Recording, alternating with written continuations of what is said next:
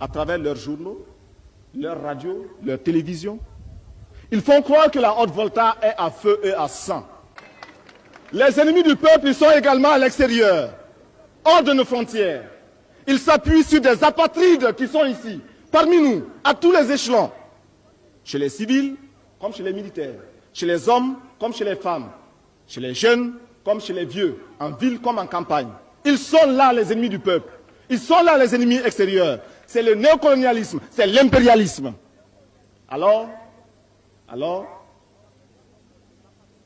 s'appuyant donc sur ces apatrides, ceux qui ont renié la patrie, ceux qui ont renié la Haute-Volta, en fait, ceux qui ont renié le peuple de Haute-Volta, l'ennemi extérieur développe une série d'attaques. Des attaques en deux phases. La phase non violente et la phase violente. Nous sommes actuellement dans la phase non violente. Et l'ennemi extérieur, c'est-à-dire l'impérialisme, c'est-à-dire le néocolonialisme,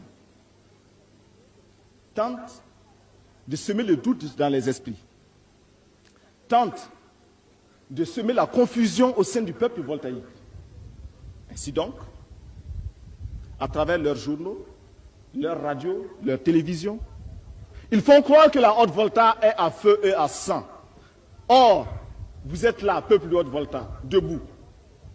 Et votre présence démontre que l'impérialisme a tort et que ces mensonges ne passeront pas. Vous êtes présent, vous êtes debout. Et c'est lui qui tremble aujourd'hui.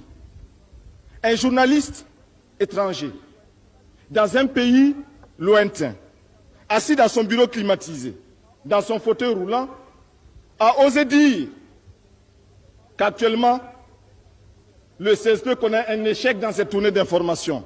Est-ce que c'est un échec? Vous êtes là, répondez-moi. Est-ce que c'est un échec? Je souhaiterais que l'impérialisme soit là, qu'il vous entende dire non. Répétez, est-ce que c'est un échec?